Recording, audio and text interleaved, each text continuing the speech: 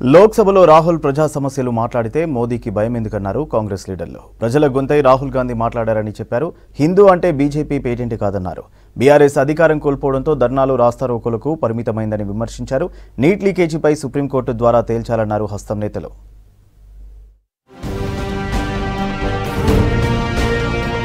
తాను హిందూనని గర్వంగా చెప్పుకుంటానన్నారు రాజ్యసభ సభ్యురాలు రేణుకా చౌదరి. హిందూ అంటే బీజేపీ పేటెంట్ కాదన్నారు. హిందూనని బీజేపీ సర్టిఫికెట్ అక్కర్లేదన్నారు. హిందూ అంటే అందరికీ గౌరవం ఇవ్వడమన్నారు. కానీ ఇది బీజేపీకి ఎప్పటికీ అర్థం కాదని విమర్శించారు రేణుకా చౌదరి. मैं गर्व से कहूंगी कि मैं हिंदू, इनकी पेटेंट राइट नहीं है और ना इनकी नो ऑब्जेक्शन सर्टिफिकेट मुझे जरूरी है। और राहुल गांधी का नहीं मानना चाहिए, मत मानो, तो आप नहीं मानने से क्या फायदा। सारा देश सुन रही है और सारा देश हमारे साथ है और हिंदू का धर्म के माने ये है कि सबको साथ ले जाने की ताकत हमारे कंधों पे है। లోక్సభలో ప్రతిపక్ష నేతగా రాహుల్ గాంధీ ప్రజల గొంతై మాట్లాడారన్నారు కాంగ్రెస్ సీనియర్ నేత నిరంజన్. కొన్ని దశాబ్దాల తర్వాత దేశంలో ప్రతిపక్షం ఉందని తెలిసిందన్నారు. రాహుల్ వాస్తవాలు మాట్లాడితే మోదీ, అమిత్ షా ఎందుకు ఎదురుదాడి చేశారని ప్రశ్నించారు.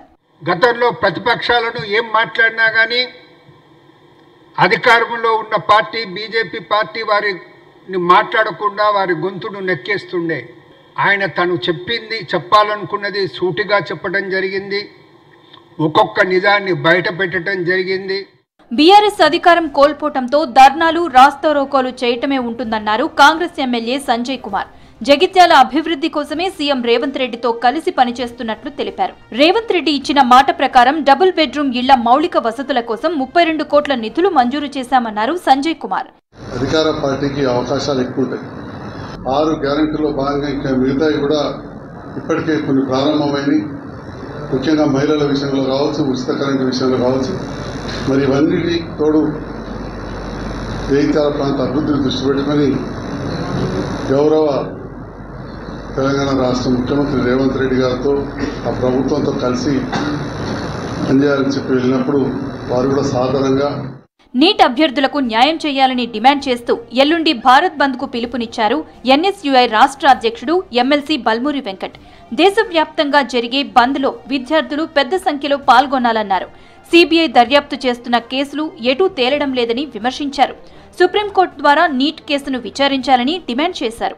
ఇది నేషనల్ టెస్టింగ్ ఏజెన్సీ పరిధిలో ఈ పేపర్ లీకేజ్ జరిగిందంటే రేపు పొద్దున కేంద్రం నిర్వహించే ప్రతి పరీక్ష పైన కూడా ఎగ్జామ్ రాసే ప్రతి ఒక్క యువకునికి అనేక అనుమానాలు లేవనెత్తుతాయి, ఇబ్బందికర పరిస్థితులు ఉంటాయి. అందుకే అందరం ఏకదాటిపైకి వచ్చి కష్టపడాలి, పోరాటం చేయాలనే ఒక సంకల్పంతో అందరం ఏకదాటిపైకి వచ్చి ఒక నిర్ణయం తీసుకొని పార్టీలు మారాలని తాము ఎవరిని ప్రోత్సహించటం లేదన్నారు ప్రభుత్వ విప్ అడ్లూరి లక్ష్మణ్.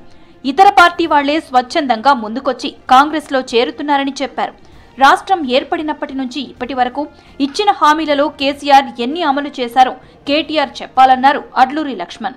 ఆయన నాయకత్వంలో అపోజిషన్ లీడర్లు ఉన్నటువంటి కాంగ్రెస్ పార్టీ, అపోజిషన్ పార్టీ నాయకులు, ఎమ్మెల్యేలందరూ కూడా మీరు ఇష్టానుసారంగా మీరు కండువలు కప్పి మీ పార్టీలు గెలిపించుకొని ఇవాళ మీరు మాట్లాడితే ఎట్లా కేటీఆర్ గారు?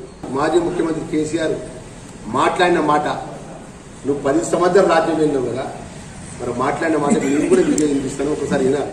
PCC working president MLC Mahesh Kumar Goud AICC chief Mallikarjuna ఖర్గేతో భేటీ అయ్యారు. ఢిల్లీలో ఆయన్ని మర్యాదపూర్వకంగా కలిసి బొకే అందజేశారు. కాగా పీసీసీ చీఫ్ పోస్ట్ కోసం పలువురు కాంగ్రెస్ నేతలు పోటీ పడుతుండగా ఈ రేసులో మహేష్ కుమార్ ముందున్నట్లు తెలుస్తోంది.